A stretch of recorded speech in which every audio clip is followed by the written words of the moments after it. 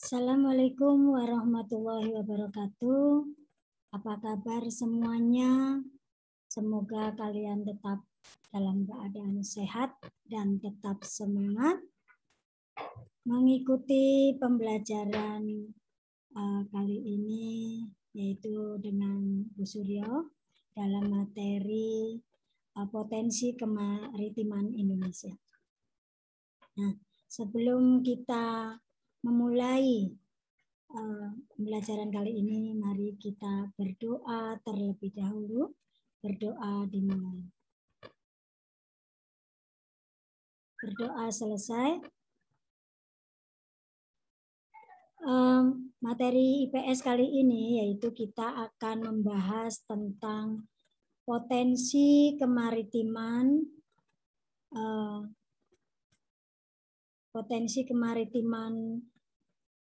Indonesia, di mana setelah mengadakan kegiatan pembelajaran ini, tujuan daripada Ibu menyampaikan materi ini atau tujuan pembelajarannya antara lain agar kalian itu dapat atau mampu menjelaskan tentang potensi kemaritiman Indonesia di bidang perikanan, kemudian kalian dapat menjelaskan potensi kemaritiman hutan mangrove, kemudian yang ketiga adalah kalian dapat menjelaskan potensi kemaritiman terumbu karang. Nah, sekarang Ibu akan bahas yang pertama tentang potensi kemaritiman Indonesia, yaitu bidang perikanan. Potensi di dalam perikanan ini ada yang dikatakan dengan nama atau dengan sebutan potensi lestari. Di sini potensi lestari adalah potensi penangkapan ikan yang masih memungkinkan bagi ikan untuk melakukan regenerasi hingga jumlah ikan yang ditangkap tidak mengurangi populasi daripada ikan.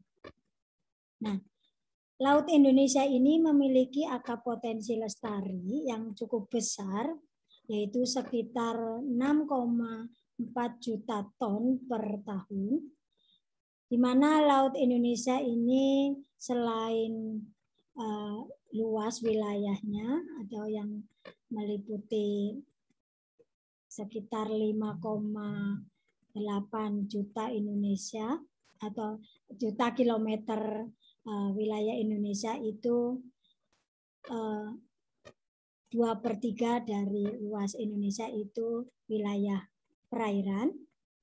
Nah, jika dibandingkan sebaran potensi ikannya ini, terlihat ada perbedaan secara umum antara wilayah Indonesia bagian barat dan Indonesia bagian timur, di mana Indonesia bagian barat rata-rata kedalaman lautnya 75 meter, dan jenis ikan yang banyak ditemukannya adalah ikan pelagis kecil, sedangkan untuk di kawasan Indonesia Timur rata-rata kedalamannya adalah 4.000 meter. Nah, jenis ikan yang banyak ditemukan adalah ikan pelagis yang besar seperti cikalang dan tuna. Nah, potensi kemaritiman Indonesia perikanan ini selain ikan yang tersedia di lautan, penduduk Indonesia juga melakukan budidaya ikan, terutama di daerah pesisir, yaitu di pantai utara Pulau Jawa. Banyak masyarakat yang mengembangkan usaha budidaya ikan dengan tambak, ya. Kemudian jenis ikan yang dikembangkan di tambak ini adalah ikan bandeng, udang. Nah, di mana kekayaan alam Indonesia yang berupa ikan ini banyak diambil para nelayan dari negara lain yang berupa praktek pencurian atau illegal fishing. Ada beberapa wilayah perairan Indonesia yang paling rawan dengan praktek pencurian ikan ini, yaitu Laut Arafuru di Papua, yaitu di perairan Indonesia Timur.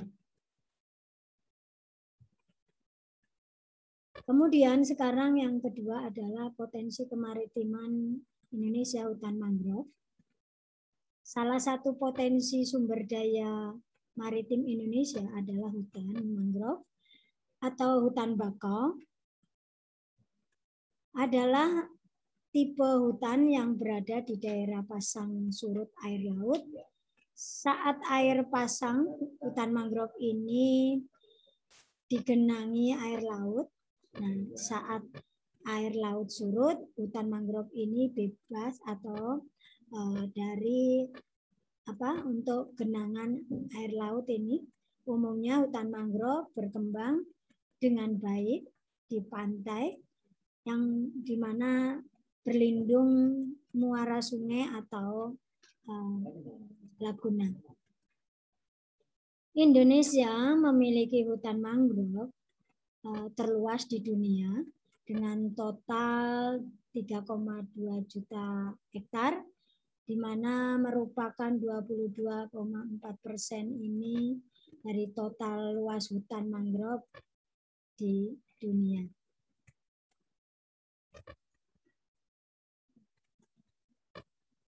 Potensi hutan mangrove ini memiliki dua fungsi, selain sebagai potensi sumber daya laut, yaitu sebagai fungsi ekologis dan fungsi ekonomis. Fungsi ekologis hutan mangrove ini adalah sebagai habitat atau tempat hidup binatang laut untuk berlindung, mencari makan, dan berkembang biak. Nah, hutan mangrove ini juga dapat menstabilkan garis pantai, yaitu mengurangi erosi dari gelombang badai atau arus atau gelombang dan pasang surut dari air laut. Ya. Juga hutan mangrove ini dapat menjaga kualitas air dan mengurangi polusi dengan menyaring material tersuspensi dan mengasimilasi nutrisi dari air laut. Ya. Yang kedua adalah fungsi ekonomis hutan mangrove. Fungsi ekonomis hutan mangrove ini di mana fungsi ekonomis dari kayu dan pepohonan dari hutan mangrove ini juga selain itu makhluk hidup yang ada di dalamnya yang biasanya berlindung di situ, ya. Juga kegunaan kayu bakau juga secara ekonomis sebagai kayu bakar, bahan pembuat arang, dan bahan bisa untuk membuat kertas. Ya, juga bisa mempunyai fungsi lain secara ekonomis, yaitu sebagai tempat rekreasi, ya, atau sebagai hutan wisata mangrove. Yang ketiga adalah potensi kemaritiman terumbu karang. Mengapa terumbu karang banyak ditemukan di wilayah Indonesia? Ya, ini karena di Indonesia berada di daerah tropis dan suhu perairannya itu yang sangat hangat. Maka pertumbuhan terumbu karang pun juga akan baik pada kondisi air yang jernih dan dangkal, ya. Kedalaman air yang baik untuk tumbuhnya terumbu karang ini tidak lebih dari 18 meter, di mana terumbu karang ini kandungan garam di air laut ini sangat menentukan untuk tumbuhnya daripada terumbu karang. Jadi potensi terumbu karang ini selain fungsi dan manfaatnya ini, terumbu karang juga banyak, antara lain sebagai pelindung ekonomis pantai, yaitu di mana terumbu karang akan menahan dan memecah energi gelombang laut sehingga mencegah terjadinya abrasi atau kerusakan di sekitarnya.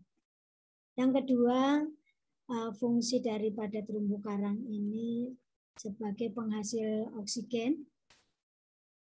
Terumbu karang mempunyai kemampuan untuk memproduksi oksigen sama seperti fungsi hutan di daratan, sehingga menjadi habitat yang nyaman juga bagi biota laut. Yang ketiga, fungsi terumbu karang sebagai rumah bagi banyak jenis makhluk hidup, yaitu sebagai tempat bagi hewan dan tanaman yang berkumpul untuk mencari makan dan berkembang biak dalam membesarkan anaknya dan untuk berlindung. Yang keempat, sebagai sumber obat-obatan. Jadi terumbu karang ini banyak terdapat bahan-bahan kimia yang diperkirakan bisa menjadi obat bagi manusia. Yang kelima, manfaat daripada terumbu karang yaitu sebagai objek wisata. Jadi terumbu karang ini sangat bagus dan menarik minat banyak wisatawan pada kegiatan diving atau karena variasi terumbu karang itu yang berwarna-warni dan bentuk yang memikat, ya, merupakan suatu atraksi tersendiri bagi wisatawan baik asing maupun domestik atau di dalam negeri.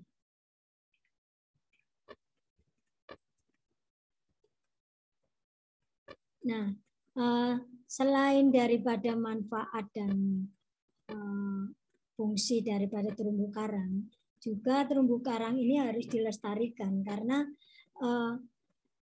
banyak penyebab kerusakan terumbu karang akibat manusia, yaitu yang pertama karena penebangan dan pengambilan karangnya, ya. Jadi kemudian terjadinya juga penangkapan ikan dengan alat dan bahan yang dapat merusak. Yang kemudian yang ketiga adalah karena pencemaran dan sedimentasi. Kemudian adanya pembangunan di kawasan pesisir. Nah, kemudian yang kelima adalah pembangunan di darat selain pembangunan pantai. Pembangunan di darat ini secara tidak langsung akan memberikan kontribusi sebagai penyebab kerusakan daripada terumbu karang. Juga aktivitas kegiatan industri di laut pantai atau lepas pantai, ya, sehingga permintaan juga akan jenis ikan hias atau karang ini juga sangat meningkat. Itu penyebab kerusakan daripada terumbu karang akibat ulah dari manusia.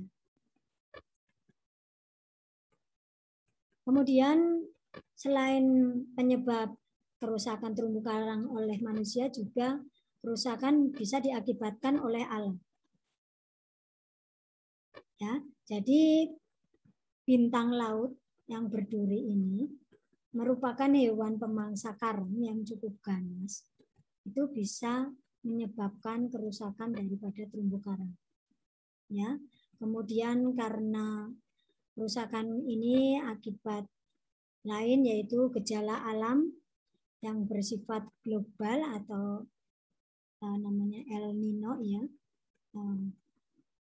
Dapat diduga akibat terjadinya perubahan suhu yang cukup tinggi sehingga menyebabkan karang itu mati dan menjadi putih yang dikenal dengan proses bleaching, ya, di mana kerusakan karang ini yang cukup luas akibat dari bleaching ini di perairan Indonesia terjadi sekitar tahun 1997, namun gejala ini tidak terlihat di daerah perairan Maluku.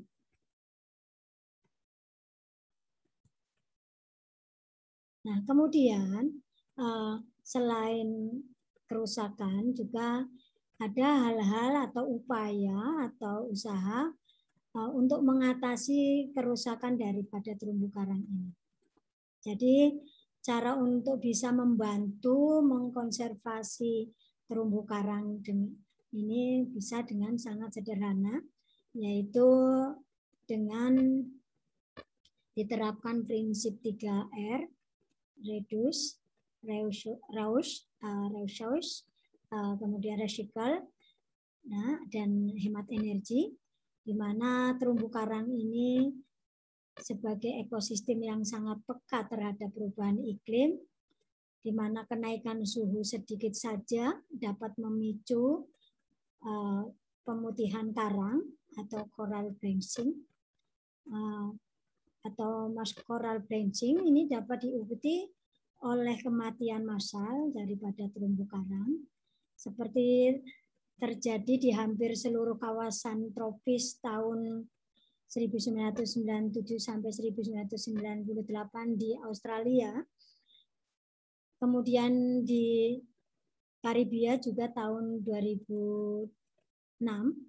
Itu jadi apapun yang dapat kita lakukan untuk mengurangi dampak global warming yang sangat menentukan atau sangat membantu daripada terumbu karang ini supaya lestari.